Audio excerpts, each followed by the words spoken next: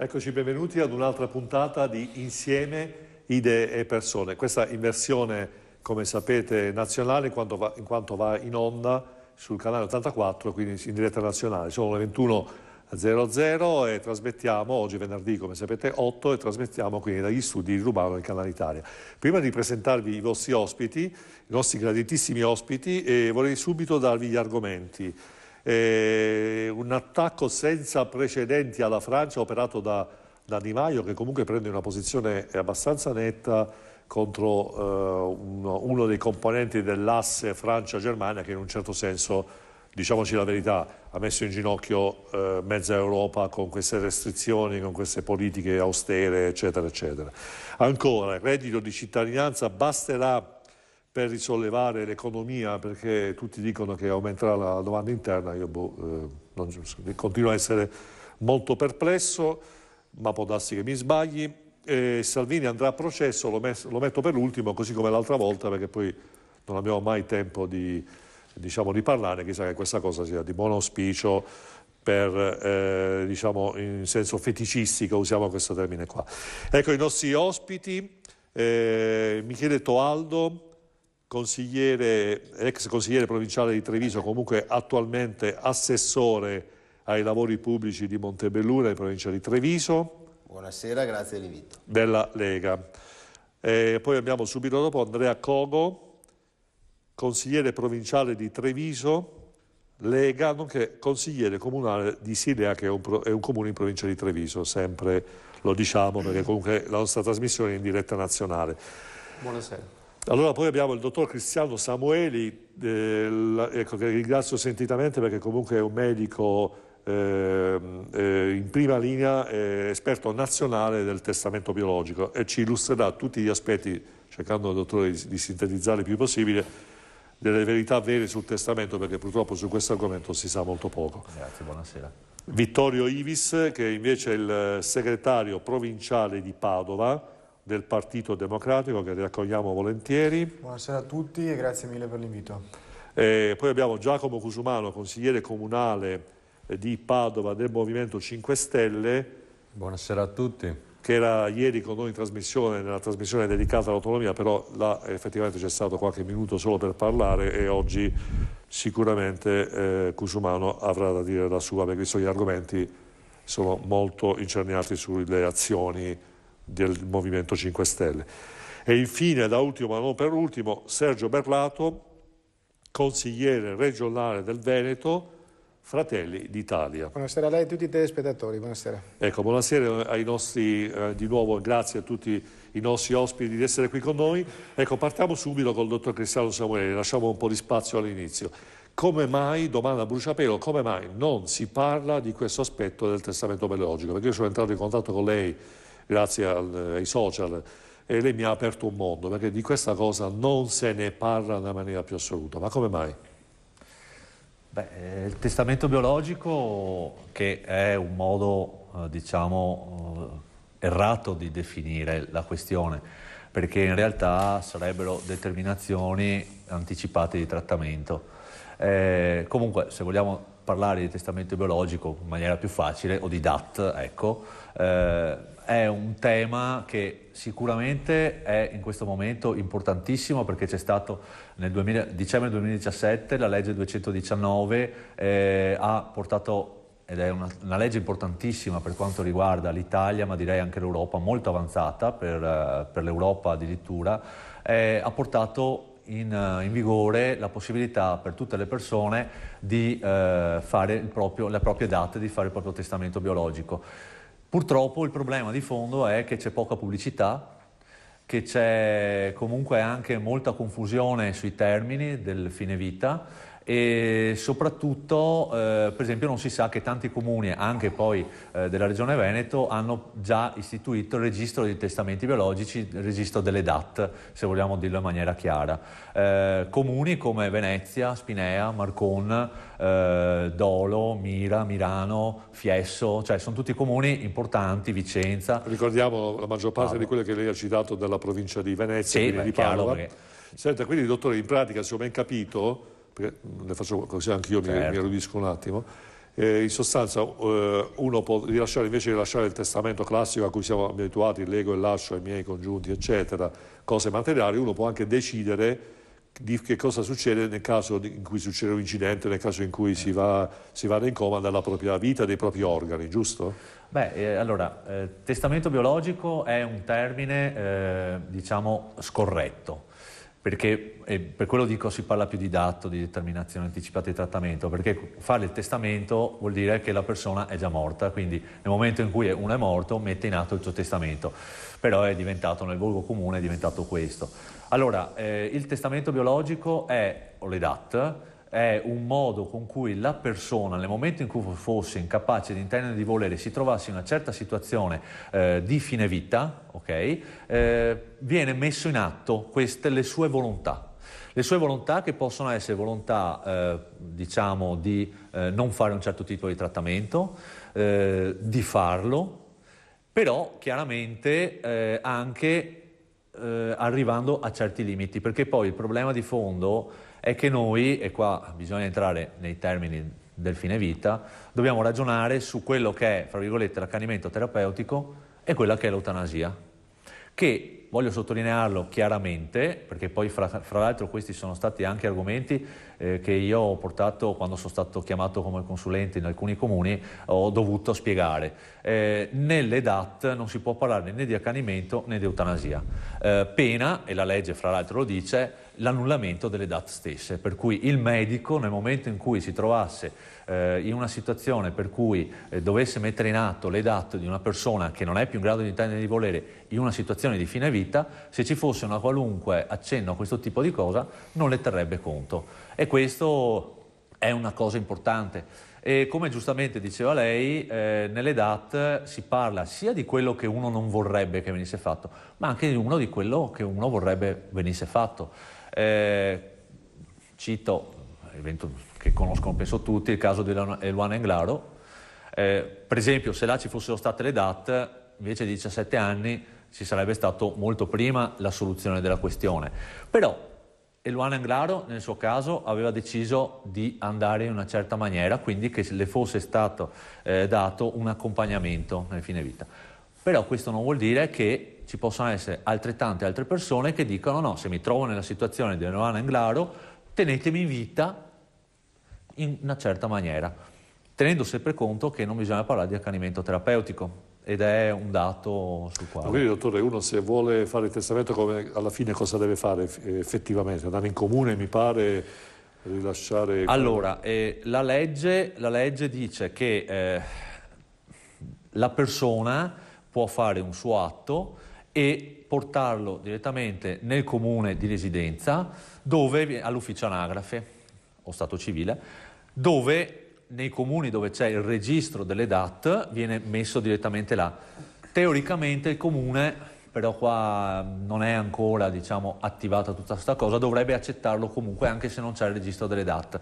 È ancora molto difficile tutta questa cosa qua.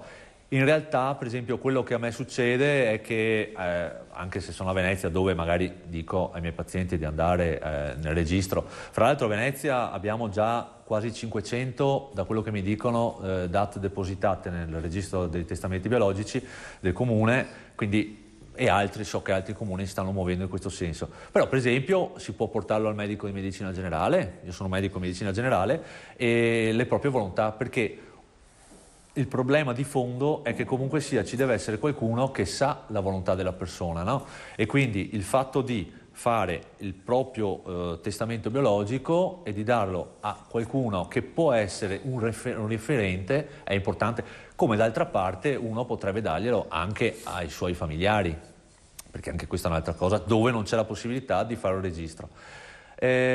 Io sottolineo l'importanza del registro delle DAT perché alla fine è un modo per cui in qualunque parte d'Italia, e questo dobbiamo essere molto chiari, in qualunque parte d'Italia succeda a uno di qualunque di noi una certa situazione per cui entra, per esempio, in stato di coma vegetativo permanente come Eluana Englaro, in quella situazione, attenzione, ci sono dei criteri per decidere queste cose, allora a quel punto, mettiamo caso, succede a me, sono in Sicilia, io lo dico sempre per far capire bene questa cosa, dalla Sicilia contattano il comune di Venezia e dicono ok, c'è le DAT di Samueli? Sì, perfetto. Cosa dicono? E vengono aperte. È importante questo. Fra l'altro noi stiamo anche spingendo perché sia la Regione Veneto ne prenda atto, perché dal nostro punto di vista sarebbe importante anche che ci fosse un punto unico dove venga attivato tutto questo. Fra l'altro la legge anche lo dice che le regioni in cui c'è la possibilità di avere il fascicolo sanitario elettronico, come per esempio nella Regione Veneto, perché ormai tutti i medici di medicina generale stanno attivando il fascicolo sanitario elettronico, dovrebbero accentrare in un luogo unico queste DAT. Benissimo. Ecco, adesso allora prego la regia di mandare avanti la pubblicità, ma prima faccio una domanda a Cusumano così si prepara la risposta. La domanda interna dell'Italia è salva grazie al reddito di cittadinanza, perché questo lo dite voi, quindi io da lei voglio una risposta, non è che le chiedo una cosa fantascientifica. Grazie Marco, andiamo avanti con un po' di pubblicità e in attesa che Cusumano ci dia la verità vera su questa domanda.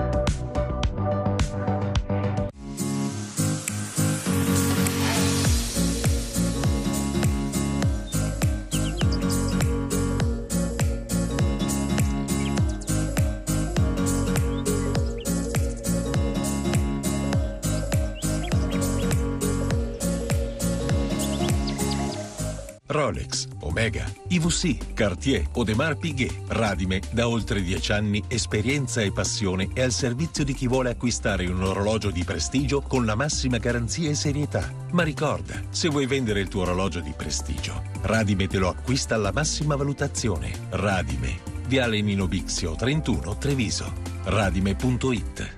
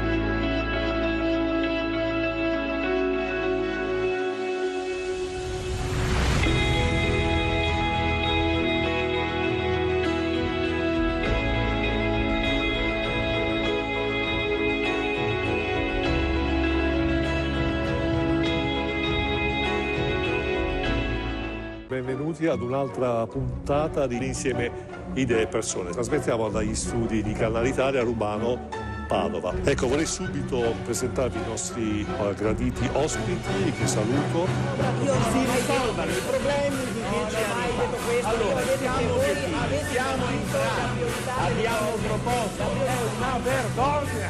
No, una cosa storia della strada. È nato quel voto dove fate finta di niente. Voglio perché ci sia consapevolezza che una parte d'Italia sta lavorando da schifo.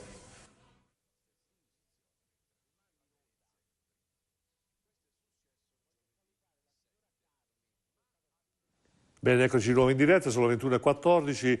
La domanda del secolo, tutta per Cusumano, ha avuto anche il tempo di prepararsi, le ho dato un vantaggio incredibile. Grazie, gentilissimo. Allora, la domanda appunto poneva il discorso del reddito di cittadinanza e effettivamente come poi viene gestito e se effettivamente questo sistema sarà la salvezza per l'Italia, così come è stato anche annunciato. Io credo personalmente che sarà la salvezza di molti, sarà la salvezza di quelle persone che purtroppo non arrivano a fine mese.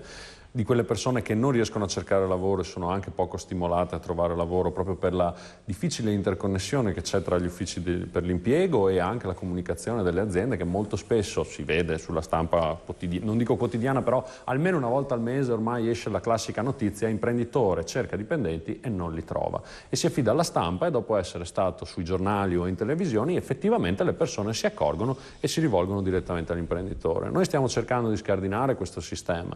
Il reddito di cittadinanza permetterà di incrociare i dati, le banche dati delle persone inoccupate, delle persone disoccupate, tutte le professionalità.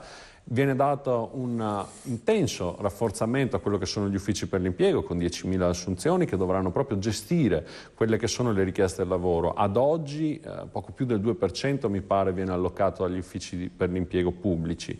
Si vuole quindi dare il giusto lustro a questi uffici, che facciano realmente il loro lavoro e che mettano in interconnessione i lavoratori con le aziende che non vengono poi dimenticate una volta assunta la persona che cerca lavoro, ma bensì il reddito di cittadinanza passerà per i mesi restanti all'imprenditore che decide di assumere, quindi ci sarà un incentivo anche all'assunzione, senza poi scordare una cosa che per me è estremamente importante, perché in questi anni il mondo del lavoro sta veramente correndo, sta veramente volando, e abbiamo persone, seppur giovani, che purtroppo si trovano fuori mercato. Giovani dico 40, 45 anni, anche 50, una persona a 50 anni è ancora molto attiva, fisicamente prestante, può fare un sacco di cose.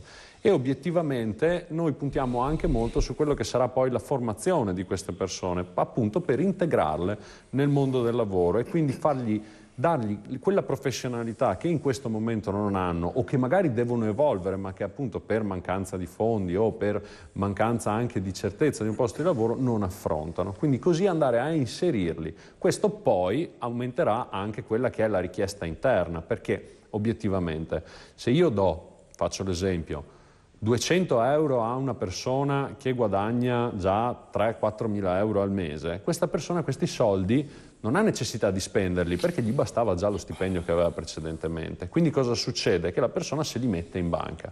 Ma dare questi soldi invece alle persone che effettivamente non hanno nulla e che quindi vivono di espedienti, di aiuti sia da parte dello Stato che da parte dei parenti che da parte degli amici, avranno quindi un reddito mensile che a fine mese gli sarà poi azzerato e un mese di tempo per poterlo spendere. E per cosa lo spenderà? Lo spenderà per le materie prime, per mangiare, per fare la spesa, per sistemare magari delle problematiche che ha in casa. Quindi il reddito di cittadinanza, così come è pensato, è una manovra che riversa sullo Stato 7 miliardi direttamente nei consumi. È per questo anche che appunto noi crediamo che i consumi interni aumenteranno, proprio perché questi soldi fino ad adesso non ci sono stati. Sembra una ricetta, un mondo perfetto, cioè una ricetta bellissima. Cosumano, complimenti, l'ha spiegata benissimo, forse ha convinto anche me.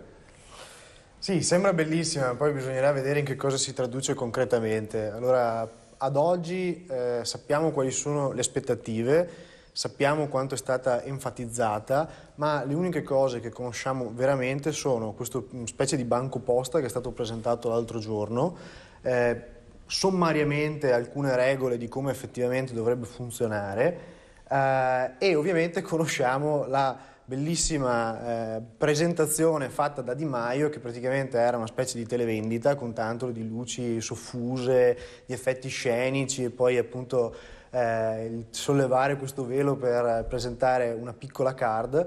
Ma io mi faccio una domanda. Allora, anzitutto, il lavoro in Italia non sta volando, ok? Questo reddito dovrebbe essere dato anche con la prerogativa che chi lo riceve viene, come dire, sottoposto a una verifica, cioè gli vengono proposti delle offerte di lavoro, di alcune offerte di lavoro, e tra l'altro dopo un tot, se ne rifiuta, non le accetta, non si dà, dovrebbe saltare il reddito, perché è stato spiegato molte volte che non è uno strumento assistenzialista. Io sono convinto che lo sia profondamente, ma faccio una domanda: dove non c'è il lavoro, cioè materialmente non si possono fare queste proposte di lavoro, come funziona? Come si verifica se veramente una persona lo riceve ma ha voglia anche di mettersi in discussione, oppure lo riceve e basta? Sì, non solo questo, Ivis, ma anche perché Cusumano diceva, se poi l'imprenditore lo assume, questa persona riceve degli sgravi, ma se non c'è lavoro, le aziende non ci sono, cioè come anche là, diventa un paradosso. Resta un mistero, però il tema culturale secondo me è un altro. Io sono giovane, come ce ne sono tanti altri, la mia generazione ha fatto gli studi, molto spesso anche ha iniziato a inserirsi nel mondo del lavoro proprio nella fase della crisi. Noi abbiamo fame di conquistarci un posto nella nostra storia in questa epoca. Non abbiamo voglia di ricevere qualcosa per stare tranquilli. Abbiamo bisogno di uno Stato che ci dia fiducia nelle scommesse che quotidianamente mettiamo in campo. Non di uno Stato che ci riconosca il minimo per sopravvivere. Sono due modelli culturali completamente sbagliati. Con il reddito di cittadinanza si anestetizzano i giovani, si anestetizzano anche magari quegli over 40, 50 che l'hanno cercato, l'hanno perso, sono disoccupati e che a maggior ragione non andranno a cercarlo, secondo me, il lavoro, e si lancia un messaggio veramente drammatico al Paese, che invece dovrebbe essere veramente messo in moto, perché il lavoro purtroppo manca e a questo punto inizieranno a mancare gravemente anche gli stimoli per andare a cercarselo e per farlo, per creare imprenditoria. Berlato, alla fine sembra paradossale, ma il Partito Democratico, che è stato al governo con Gentiloni, con Renzi prima, ha fatto più cose a favore del lavoro, che anche andando un po' contro certe logiche di tutela, rispetto invece al governo adesso, che invece non si parla di incentivo alle imprese. Poi fra l'altro non dimentichiamoci che in questi ultimi mesi, l'ho detto, ho fatto anche un appello pubblico a Salvini di ascoltare i poveri imprenditori, delle imprese non se ne è parlato proprio, cioè si parla di nave 18 di qua e di là, però le imprese queste sconosciute. E alquanto singolare, io adesso ho sentito l'elencazione del libro dei sogni, perché alle volte quando sento parlare gli esponenti del Movimento 5 Stelle mi sembra di parlare con non persone che vivono su questa terra, ma direttamente con i marziani, che vivono di teorie, ma che poi non riescono a tradurre in pratica le loro teorie. Partono da un presupposto in base al quale per dare una mano a coloro che non hanno un lavoro bisogna dare una paghetta di Stato a tempo determinato, a delle condizioni alle volte assolutamente proibitive, la paghetta di Stato per aiutare le persone in difficoltà che non hanno un lavoro. Noi partiamo dal presupposto che a coloro che non hanno un lavoro bisogna dare un lavoro, non dare la paghetta di Stato. Bisogna dare un lavoro, perché il lavoro non è solo uno stipendio, il lavoro è dignità. E non credo sia dignitoso che i giovani, in particolar modo, vedano garantita questa paghetta non avendo nessun incentivo per andare a cercarsi di lavorare. Io capisco che in alcune regioni d'Italia questo venga visto in maniera molto positiva, però mi sia che i 5 Stelle, soprattutto al Sud Italia, hanno fatto man bassa di consensi proprio promettendo questa paghetta di Stato a moltissime persone. In realtà partono da un presupposto che è questo, che è quello di riuscire a utilizzare questi 10 miliardi, che poi non sono più 10 miliardi, ma sono diventati meno di 7, con una platea ancora maggiore di persone, e chi adesso si aspetta di avere 780 euro senza lavorare si renderà conto che non sono 780 euro, ma saranno molti meno. È vero che Renzi con le europee del 2014 è riuscito ad arrivare al 40,8% con 80 euro, quindi pensiamo, se questi qua non sono 780 ma se saranno 120-130, già è molto di più rispetto a quello che si è comprato Renzi con gli 80 euro. Il problema grossissimo è questo: noi siamo invece dell'avviso che per riuscire veramente a risollevare le sorti del Paese bisogna puntare in maniera determinata sulle imprese, cioè su coloro che creano ricchezza, su coloro che creano occupazione, e in questo modo riusciamo a dare un impulso diverso al Paese. Se noi facciamo in questo modo, puntando sulle imprese, attiviamo un volano, vogliamo dare una mano alle imprese se veramente siamo convinti della necessità di aiutare chi rappresenta la spina dorsale della nostra economia, soprattutto piccole e medie imprese, dobbiamo intervenire sul costo del lavoro. Molti imprenditori non assumono perché un operaio che prende 1.000 euro, 1.200 euro al mese di stipendio, in realtà l'imprenditore costa più del doppio. E allora noi dovremmo intervenire per andare a incidere lì e fare in modo che l'imprenditore che vuole assumere sia incentivato ad assumere, non avendo tutto quel costo del lavoro che poi va invece a perdersi. Riteniamo che molti imprenditori darebbero molto volentieri quello che a loro costa il dipendente, darlo al dipendente come stipendio, non fare in modo che metà del suo stipendio vada in oneri che vengono fagocitati dallo Stato. Quindi se noi non interveniamo a favore degli imprenditori, cioè coloro che creano ricchezza per ridistribuirla, tanti si stanno cervellando su come ridistribuire la ricchezza, ma se non pensiamo a chi la crea, come facciamo a distribuire ricchezza se non c'è nessuno che la crea? Se gli imprenditori sono considerati purtroppo anche da questo governo come delle mucche da mungere, senza chi ha qualche reminiscenza rurale sa che una volta si viveva con una mucca in casa, no? Ovviamente in stalla, ma ogni casa aveva una mucca. Con quella mucca si riusciva a sfamare la famiglia, ma quella mucca, proprio perché era considerata come indispensabile per la vita della famiglia, veniva trattata meglio di un familiare, veniva curata, veniva alimentata, veniva messa nelle condizioni di fare latte. Questi invece continuano a pensare agli imprenditori come mucche da mungere senza permettere loro di poter essere competitivi. Questo è l'approccio culturale sbagliato. Questa paghetta di Stato, che non avrà gli effetti desiderati, anzi li avrà diametralmente opposti, creerà poi una specie di assuefazione. Pensate, quando si dice che se uno rifiuta 3 proposte di lavoro perde la paghetta di Stato, ma se ci fosse in Italia lavoro tanto da dare 3 proposte ad ognuno che è senza lavoro, saremmo nel paese del Bengodi. Invece in realtà, siccome il lavoro non c'è, e lo vediamo perché più del 50% dei nostri ragazzi non ha da lavorare, chi ha voglia di lavorare? E la cosa drammatica è che una parte consistente di questi ha smesso di cercare di lavorare, adesso incentivati dal fatto ma chi me lo fa fare di andare a cercarmi un lavoro magari per prendere 800-900 euro al mese? Se con la paghetta di Stato, stando a casa a strimpellare con il mio iPad o il mio telefonino, ne prendo già 780, chi è che mi incentiva ad andare a cercare il lavoro? E questo è il problema grosso. E quindi è un approccio culturale che noi non condividiamo perché riteniamo che sia devastante per il nostro paese, sia diseducativo, perché se tu metti nelle condizioni i giovani di dire ma intanto io con 700, non saranno 780, ma la promessa è questa, se con 780 euro al mese io riesco a fare le cose, mi pago il telefonino, mi pago il cellulare, mi pago i miei vizietti, io sto benissimo a casa con i miei nonni, i miei genitori e quindi sto tranquillo e a lavorare ci andrà qualcun altro. Ci sono anche i 280 euro per l'aiuto agli affitti, si è dimenticato, in più oltre. Sì, ma in teoria ci sono miliardi e miliardi. Partiamo dal presupposto, ecco, poi non voglio abusare dello spazio. Noi se vogliamo dare la paghetta di Stato a questi che non vanno a lavorare perché prendono da mangiare direttamente dall'immondizia, mi scusi per signor Pentastellato, vi dico questo, parti dal presupposto che abbiamo questo tipo di situazione, noi i soldi non abbiamo nessuno che ci manda l'eredità dagli Stati Uniti d'America, no? Vuol dire che i pochi soldi che ci sono a disposizione, se li diamo per la paghetta di Stato dobbiamo togliere qualcun altro e in effetti cosa hanno fatto?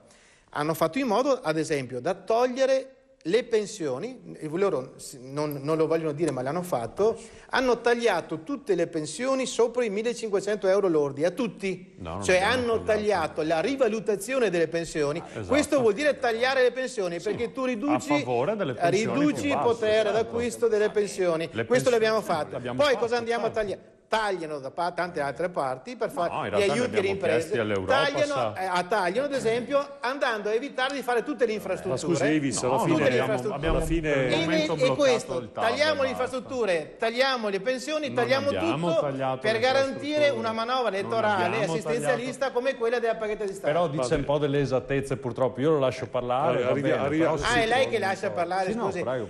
Il conduttore è mica lei, allora mi permetta, allora è lui che lascia parlare. Non l'ho interrotta durante l'esposizione. Mi sembrava di sì, ecco, perfetto. Gli esponenti del 5 Stelle... che siete al governo, ma addirittura stabilire i tempi che invece hai posto dei conduttori. Quando dice delle determinate io frasi... sono democratico, dai, alla fine.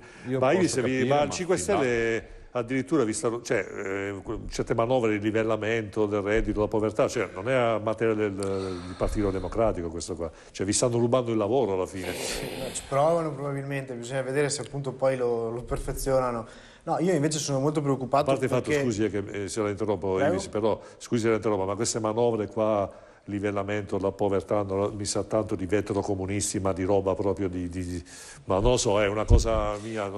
Sicuramente è il tentativo di dare delle risposte almeno nel percepito a tutti coloro che ne avrebbero bisogno o che vivono anche in una condizione di disagio, e questo in qualche modo ci trova anche dalla stessa parte, nel senso che anche noi ci vorremmo rivolgere alle stesse persone e lo abbiamo fatto, perché attenzione, una delle cose che a me spaventano molto del reddito di cittadinanza è che ha l'obiettivo di superare definitivamente il REI, il reddito di inclusione, che era uno strumento invece che funzionava e molto più complesso. Adesso non sto qui a spiegarlo nel dettaglio, però anche sulle pensioni, quello che diceva il consigliere regionale è vero, cioè la mancata indicizzazione delle pensioni sopra i 1.500 euro, che lo guardate, no, io chiedo scusa, l'ho ascoltato con attenzione, No, ma stiamo pretendo parlando di 20-30 euro guarda, su una scusa, pensione oltre i 1.500. la RAI fate quello che volete. No, ma è così. Qui non siamo in RAI, stiamo quindi ma stiamo parlando di 20-30 euro sulle pensioni sopra i 1.500 euro. Con la mancata indicizzazione e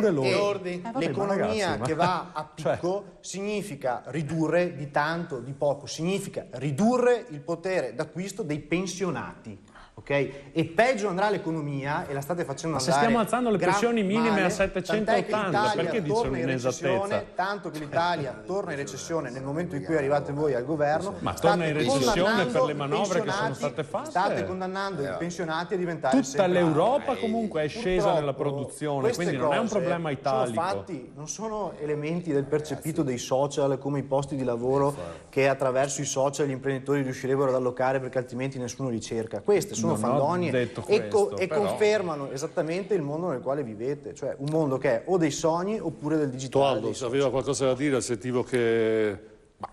Allora, sì, per rimanere nell'argomento, allora, la manovra è stata licenziata un mese fa, quindi stiamo parlando, cioè, sento aria di disfattismo, sembra che l'Italia stia crollando da un giorno all'altro, ma il processo dell'involuzione dell'Italia nasce da ben distante, quindi come ho sentito ieri sera la Moretti che parlava... Quindi è colpa del governo precedente.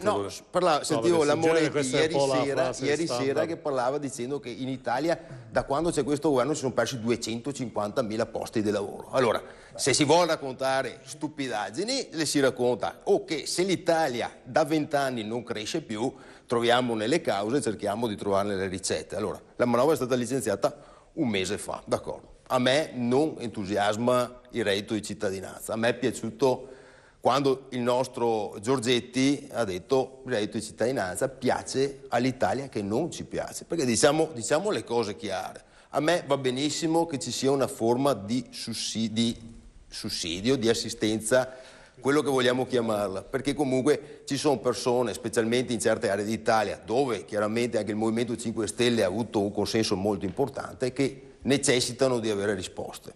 Allora, aspettiamo di vedere un attimo anche come verrà impostato, come verrà poi portata avanti tutta quanta la cosa, perché bisogna darle... Questo è un governo impostato anche sui 5 anni, un governo non si imposta e non lo si valuta chiaramente dopo un mese che ha licenziato una manovra, anche perché abbiamo vissuto 8 anni, sostanzialmente l'Italia ha vissuto 8 anni di commissariamento a parte della BCE. Adesso c'è un governo che comunque ha un consenso popolare molto ampio e che quindi dobbiamo lasciar lavorare. Detto questo, le ricette per rilanciare l'Italia, e noi lo sappiamo bene perché noi siamo veneti, non andiamo in cerca di reddito di cittadinanza, non l'abbiamo mai cercato. Quando avevamo bisogno ci siamo tirati sulle manichine, siamo andati sempre a lavorare e vogliamo continuare a farlo. Allora, sentivo una cosa molto importante, l'ANCE, l'Associazione Nazionale dei Costruttori Edili, ha detto che potremmo velocemente, c'è anche il sito Sblocchiamoli, 26 miliardi di euro di lavori, infrastrutture pubbliche e private, potremmo lanciarle ma il 5 Stelle non vuole far nulla. No. 5 Stelle blocca tutto, no? I 5 Stelle sono una parte. Cioè, quello che appare sui giornali, poi la TAV non si fa, la TAP non si fa, si farà. Il ponte di Genova non si fa. Si farà la TAV, si farà la TAV, non si deve fare. Si faranno. Lo Stato lo si rilancia in momento di crisi attraverso l'investimento, attraverso le grandi infrastrutture, strade, ponti. Però dovete chiedere il permesso al 5 Stelle, cioè siete in condizione di dover chiedere il permesso al 5 Stelle. Quando io sento parlare di economia green e dopo qualcuno mi fa tanto un parlare di economia green e poi mi vuol bloccare le linee ferroviarie, allora diciamo cosa? Cioè, stiamo veramente in una contraddizione. Le grandi opere funzionano per far spostare le merci e le persone in maniera meno inquinante e meno impattante anche per il territorio. Dovete chiedere permesso al 5 Stelle. Cogo, alla fine i giovani, Ivis prima ha detto una cosa bellissima, la dignità dei giovani. Io per motivi del lavoro spesso faccio colloqui, lo dico sempre, sono sempre alla ricerca di talenti e vedo effettivamente i giovani in un certo senso un po' frustrati, un po' che si sono avvitati su se stessi, no? Che dicono ma dateci qualcosa, dateci una speranza, un riferimento. Quando eravamo giovani noi c'era riferimento, trovavi il lavoro, i genitori avevano sempre, diciamo, l'azienda dove che continuavano a lavorare. Però effettivamente questa cosa non c'è. E ancora il paradosso è che siamo costretti a far venire gente dai paesi dell'est, diciamo, per fare lavori, fra virgolette, usuranti che gli italiani non vogliono fare, però nello stesso tempo i nostri giovani vanno all'estero. Ma allora qual è la situazione? Cioè, come mai questo governo non dice a tutti gli italiani che lavorano all'estero, tornate in Italia, creiamo la posti di lavoro, creiamo valore aggiunto, come diceva Berlato, e valore per le imprese? Beh, allora, bisogna capire intanto due cose. Se i giovani vanno all'estero per farsi una cultura, per fare curriculum, oppure se i giovani vanno all'estero perché preferiscono fare ad esempio il lavapiatto, i camerieri, che potrebbero benissimo farli in migliaia di posti qui in Italia. Detto questo, noi della Lega siamo diciamo non nella linea proprio del reddito di cittadinanza, però c'è un accordo. Questo accordo va rispettato. Io lancio anche due pietre in favore dei 5 Stelle. Contratto. C'è un contratto. C'è un contratto, certo. Lancio due pietre, una in favore dei 5 Stelle, che una è che danno maggior supporto ai disabili, e questo è una cosa che noi della Lega ci interessa molto, anche perché con 280 euro al mese un disabile non gli paghi nemmeno l'assistenza una volta a settimana. Dopodiché probabilmente, questo è un dato oggettivo, anche in Veneto ci sono molte famiglie in crisi e i comuni danno soldi a queste famiglie, quindi può essere che i comuni spendano qualche soldino in meno rispetto al reddito di cittadinanza e quant'altro. Però io dico, per risollevare l'economia abbiamo anche la flat tax e abbiamo la quota 100, che queste non le ho ancora sentite nominare, ma non sono due cose da poco. Flat tax che è appena iniziata, per ora fino ai 100.000 euro di partita IVA, con un 20%, e dopodiché la quota 100 che mandiamo a casa qualche operaio, qualche persona che ormai i suoi 40 anni li ha fatti per bene, e facciamo lavorare i nostri giovani e magari quelli che erano all'estero che possono tornare in Italia. Sempre noi dopo siamo appunto un po' più per la via delle imprese, quindi aiutare le imprese in maniera che facciano assunzioni. Non siamo per dare i soldi a pioggia alla gente, anche se in alcuni casi è doveroso farlo, ma per noi aiutare le imprese è fondamentale nella maniera più assoluta. Serve crescere, innovare, e come diceva anche lui prima, la TAV, tutte queste strutture servono, creano posti di lavoro, migliaia di posti di lavoro.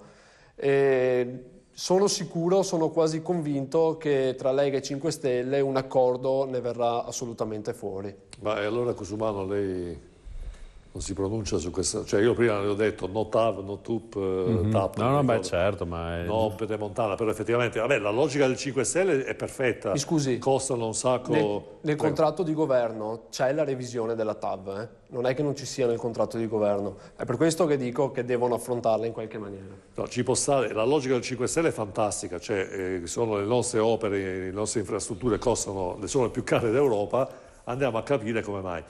Però bloccare l'Italia e metterla KO francamente, cioè nel senso dire no, non importa il collegamento con l'Europa, chi se ne frega perché costa troppo, o comunque è stata gestita male dall'inizio, non facciamo il ponte sullo stretto, non facciamo il collegamento col gas, isoliamoci.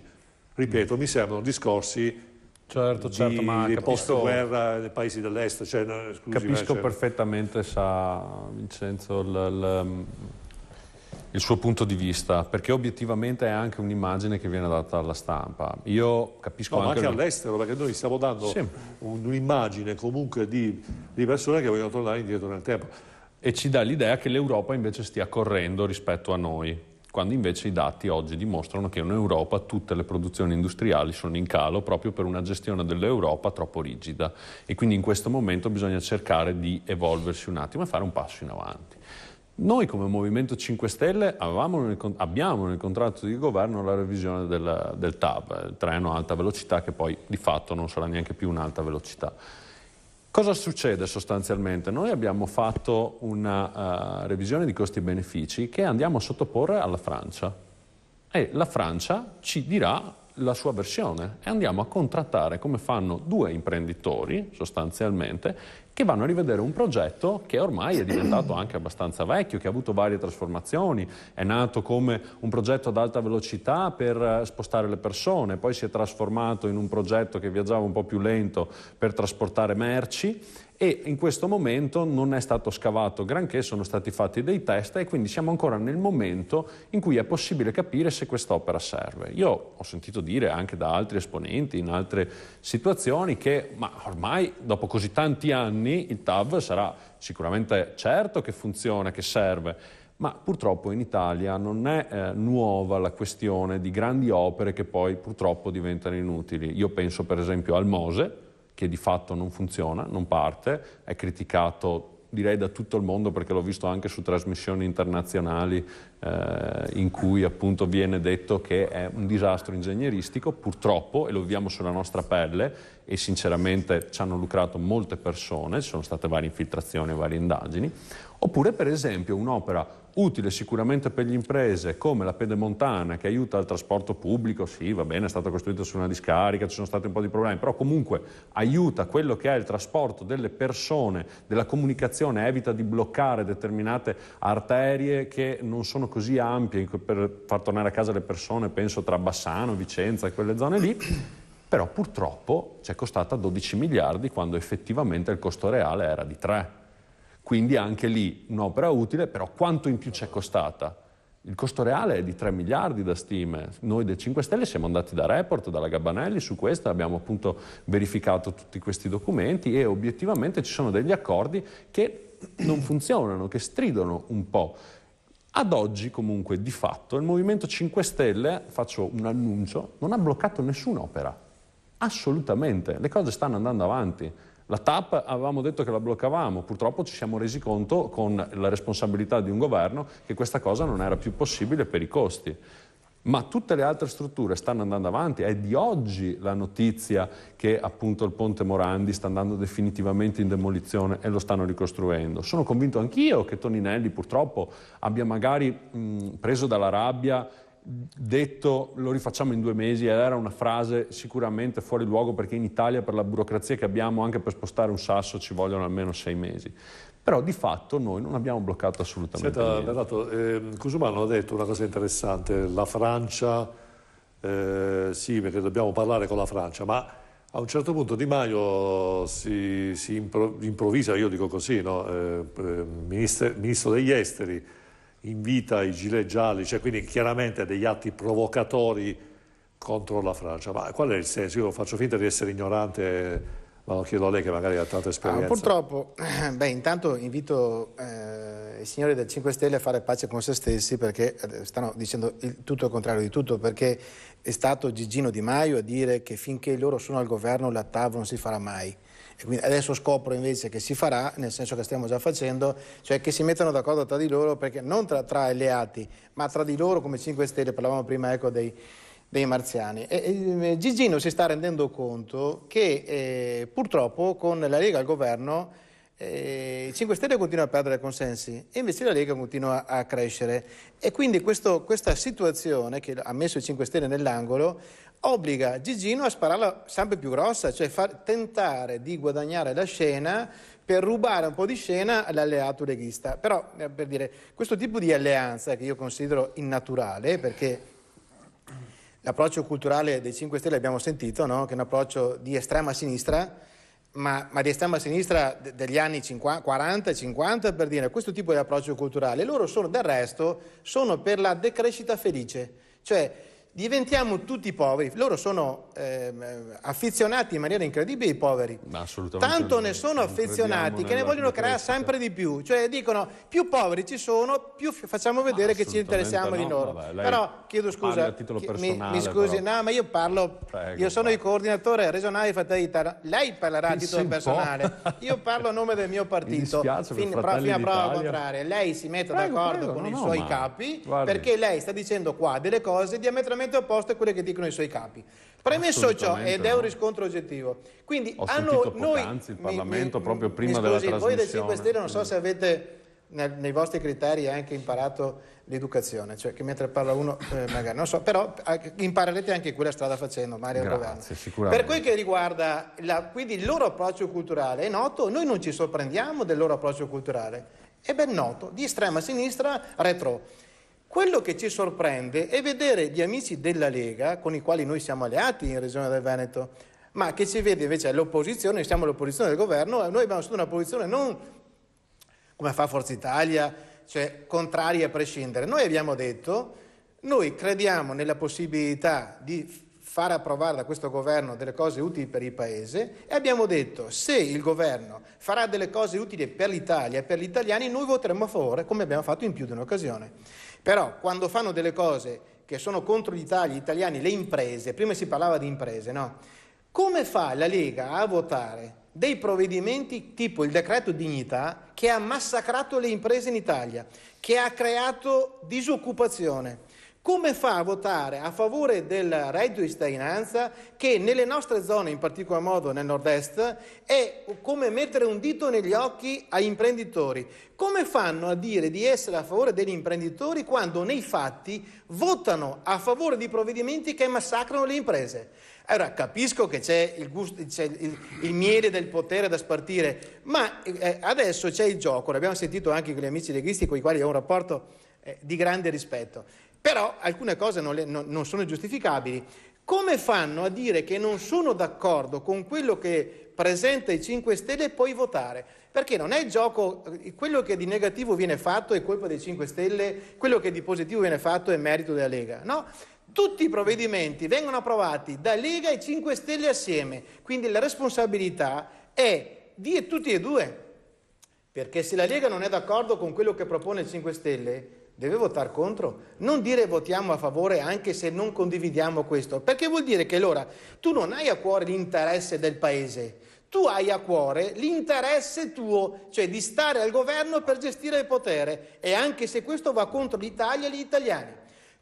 E io mi sorprendo della Lega, e infatti più volte abbiamo detto ai nostri amici eletti in Parlamento, anche grazie ai voti di Fratelli d'Italia, perché voglio ricordare che siamo presentati come centrodestra per fare in modo che venissero eletti parlamentari, e molti parlamentari della Lega sono stati eletti anche con i voti nostri non del 5 Stelle, ma dei Fratelli d'Italia, con i nostri voti, e viceversa, molti nostri. Però allora, siccome ci siamo presentati assieme come centrodestra, abbiamo chiesto i voti assieme, non abbiamo capito il motivo per il quale gli amici della Lega hanno deciso di andare a governare con una forza politica che è diametralmente opposta a quello che è il programma. Quindi andando a calpestare quel programma che abbiamo sottoscritto assieme e con il quale ci siamo presentati gli italiani per avere i voti. Abbiamo preso i voti come centrodestra e adesso vediamo uno dei nostri alleati che va ad approvare delle cose che sono diametralmente opposte a quello che abbiamo messo nel nostro programma elettorale per rispettare un contratto di governo che sta massacrando le imprese, che sta massacrando le famiglie e sta veramente massacrando chi vuole vivere di lavoro, non di paghette. Non di paghette. Di centrodestra purtroppo non è arrivata al 40% dei voti necessari per poter formare un governo. Lega, Forza Italia, Fratelli d'Italia non sono arrivati con questa legge elettorale al 40%, quindi due erano le alternative. Ma chi è che ha votato questa legge elettorale? Chi è che ha votato a favore di questa legge infame che ancora una volta priva gli italiani del diritto di potersi scegliere i propri rappresentanti? Noi volevamo le preferenze, voi sapete bene, volevamo dare agli italiani il diritto di scegliersi i propri rappresentanti. Voi con il PD e con i 5 Stelle avete approvato ancora una volta una legge che ha privato gli italiani del diritto di scegliersi i propri rappresentanti. L'avete votato voi, noi abbiamo votato contro questa legge. Non lamentatevi degli effetti di una legge che avete votato voi. Andiamo un passo avanti. Sì, diciamo che non avendo non stare in difficoltà. non avendo avuto il 40%, due erano le alternative. O l'ennesimo governo tecnico, quello sì che avrebbe massacrato e avrebbe distrutto definitivamente il paese, o un tentativo di fare questo governo dove c'è un ministro, si chiama Matteo Salvini, che penso che sul tema dell'immigrazione, che era un tema che stava devastando questo paese, e uno di Fratelli d'Italia come te lo sa anche perché condividi quello che sta facendo Matteo Salvini, penso Matteo Salvini non sarebbe mai diventato. Abbiamo votato a favore. Io dico che già questo vale il prezzo del biglietto. Il decreto sicurezza e la chiusura dei porti vale già la permanenza, almeno il tentativo di aver fatto un governo. Io penso che quello che ha fatto Matteo Salvini con un governo tecnico sarebbe stato l'ennesimo Gentiloni, l'ennesimo che avrebbe svenduto per uno 0, decimali l'Italia in cambio di barconate di africani che sarebbero ulteriormente affluiti in questo paese. Quindi io penso che già abbiamo fatto qualcosa di positivo. Penso che ci sarà la legge sulla legittima difesa, peseremo anche i nostri alleati nel tempo. Io dico un governo è fatto per durare 5 anni, non si può dire il governo sta massacrando chi che sia in un mese che ha fatto una manovra. Io penso che già in un anno pochi mesi qualcosa è stato fatto. Grazie, dobbiamo lanciare la pubblicità, poi dopo aver detto dello sponsor, Ivis sicuramente ci vuole dire qualcosa di interessante. Rimanete incollati al televisore perché gli ultimi minuti sono sempre quelli più crudi. Apri la tua agenzia viaggi. Con il network Infovacanze sarai assolutamente indipendente, ma affiancato da un team di tutor e colleghi sempre disponibili. Potrai far crescere la tua impresa specializzandoti in outgoing, ma se vorrai potrai sviluppare anche dei tuoi progetti di incoming. Prima di venire a parlare direttamente con me, passa dalle nostre agenzie, senti cosa dicono di noi e poi vieni a trovarci. Inizieremo un viaggio assieme. Per tutte le informazioni telefona al numero verde in sovraimpressione oppure entra nel sito www.infovacanze.it.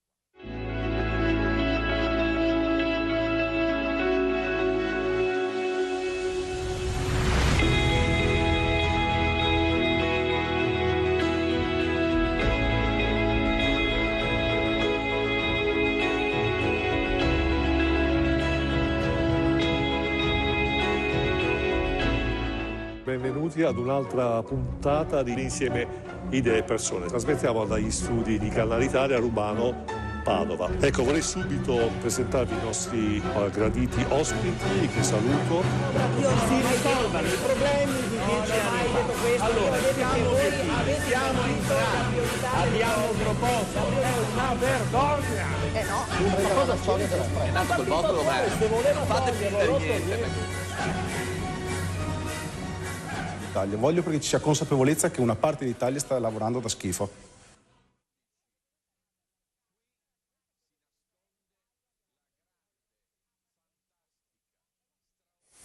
Ecco, ci riprendiamo, siamo in diretta alle 21:53, ringraziamo, grazie al nostro regista, il nostro sponsor Exo01. Exo01 si occupa non della produzione di mezzi di comunicazione, ma di fare veramente la comunicazione. Cioè, molto spesso le aziende pensano che avendo un sito, avendo una bella pagina Facebook, di poter fare miracoli, diventare il numero uno, farsi conoscere in tutto il mondo. Ci sono invece dietro delle tecniche importanti per valorizzare quello che uno sa fare e utilizzare al meglio questi strumenti. Exo 01 insegna agli imprenditori a fare questo, quindi a creare nuove opportunità di lavoro e a creare ricchezza per le imprese che seguono questi criteri. Quindi grazie ad Exo 01 di fare anche lei la sua parte nell'ambito dell'economia nazionale.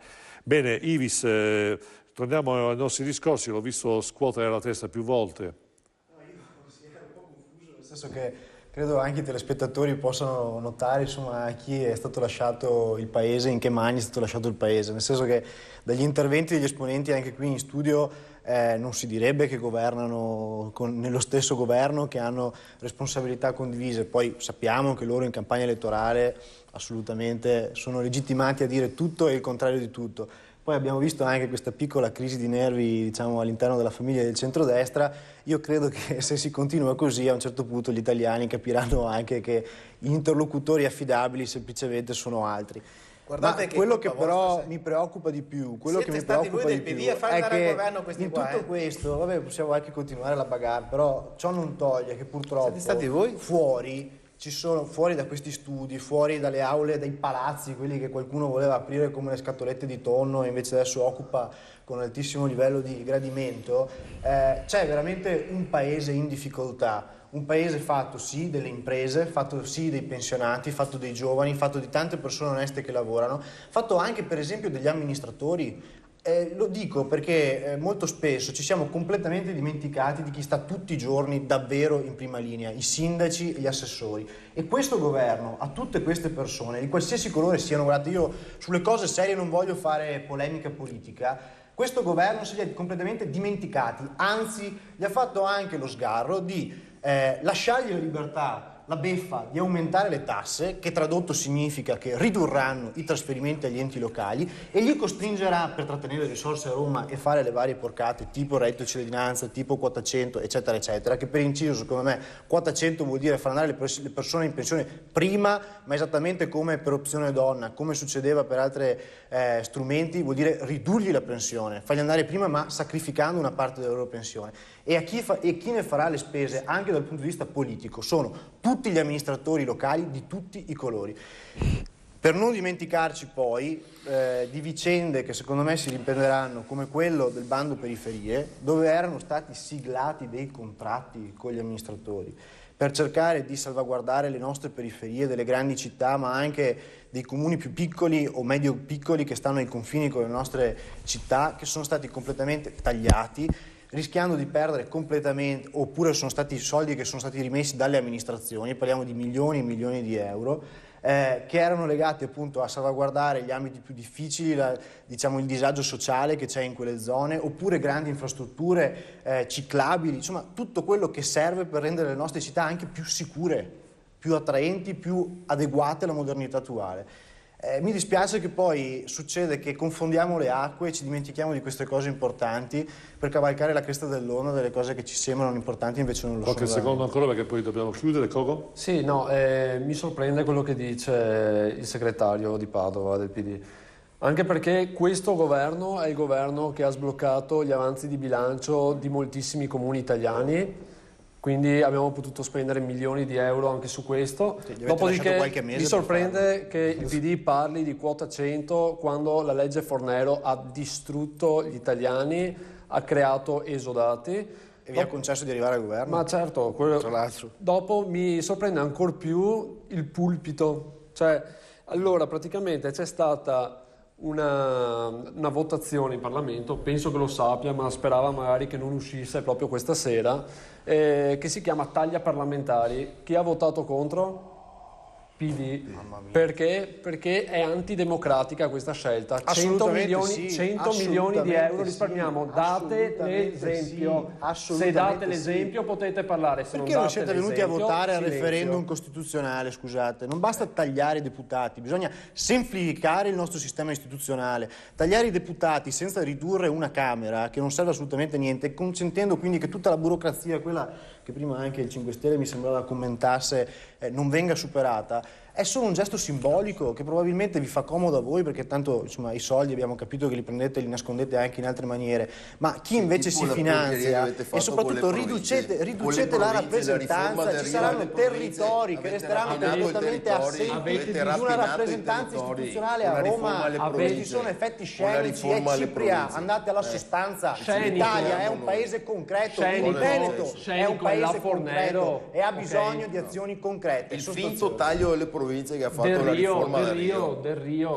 Guardate che a Padova abbiamo fatto un accordo con voi, abbiamo rapinato i territori, avete distrutto gli enti che funzionavano bene, siete stati i più statalisti, i più centralisti, neanche Mussolini sarebbe stato talmente bravo da annullare l'autonomia. Piano Mussolini, che va rispettato. Del Rio no. La vedo in silenzio, Bernardo, cosa sta pensando? Sono divertito perché vedo una scenetta incredibile. Cioè, torno a ribadire, io allora mi sembra di vedere, cioè, sono le famose baruffe chioggiotte, no? Dove si fa finta di strapparsi i capelli, di fare quel che sia, oppure come i ladri di Pisa, no? Che fanno finta di litigare di giorno per andare a rubare assieme di notte. Con questo non voglio dire, non mancare di rispetto ai partiti che sono al governo, non mi risulta che rubino, o perlomeno si limitano a rubare i sogni degli italiani, danno delle illusioni ma poi si accorgeranno che non è così. E ribadisco, non è nel DNA della Lega. La Lega è nata soprattutto qui nel nord d'Italia, è nata per dare voce a chi vuol produrre, a chi vuol creare ricchezza, a chi vuol creare occupazione. Quindi rincorrere i 5 Stelle e su delle iniziative che sono antistoriche, che sono antieconomiche, ma loro hanno scelto, ho detto e condivido, quando sulla questione dell'immigrazione si è fatto qualcosa, è vero, anche se noi riteniamo che la soluzione sia diversa. Non è che si affronta il problema dell'immigrazione quando i barconi sono arrivati sulle nostre coste o dicendo che blocchiamo i porti, quando in realtà vediamo che o perché si prende a Caritas o perché si prende la Curia comunque arrivano qua, li hanno fatti sbarcare lo stesso. Meno 95%. Meno 95%. Ho detto, no, non so se sono stato chiaro, ho detto che qualcosa è stato fatto, però il problema si risolve impedendo che questi partano dalle coste africane. Bisogna fare un blocco navale che impedisca ai barconi di partire. Allora risolviamo il problema, non venendo a portarceli a casa. Dobbiamo chiudere. Ringrazio Michele Toaldo, consigliere provinciale, ex consigliere provinciale di Treviso, assessore lavori pubblici Montebelluna della Lega, Andrea Crogo, consigliere provinciale della Lega, vice coordinatore Lega Giovani di Treviso, dottor Cristiano Samueli di Testamento Biologico, che dobbiamo assolutamente invitare di nuovo perché non è ancora tutto chiaro, bisogna ancora imparare molto su questo interessante argomento. Vittorio Ivis, segretario provinciale Padova, Partito Democratico. Grazie. Giacomo Cusumano, consigliere comunale Padova, Movimento 5 Stelle. Grazie. Sergio Berlato, consigliere regionale del Veneto, Fratelli d'Italia. Grazie per la squisita ospitalità, grazie. Grazie a voi gentili ospiti, che dire ai nostri telespettatori, grazie per il consenso che riceviamo enorme, veramente io vi ringrazio con cuore, perché comunque noi ogni puntata dovete sapere che dietro c'è un'organizzazione incredibile. Ringrazio il mio staff che è veramente formidabile, perché se tutto è diciamo giusto e perfettibile perlomeno è grazie al contributo dei nostri collaboratori. Ringrazio anche questa volta questi 3 giovani ragazzi che si sono come dire, offerti di partecipare come pubblico, perché effettivamente c'è da questo momento in poi la possibilità di partecipare come pubblico, perché certe volte magari fa anche piacere non diciamo vedere le cose da casa, ma vedere qui in diretta che cosa succede. Gli argomenti politici sono interessantissimi. Naturalmente noi ci saremo ancora, non abbiamo nessuna intenzione di mollare, alla ricerca della verità, perché il confronto vero, sincero, serrato e continuo è la cosa che ci interessa, perché insieme alle persone è solo questo.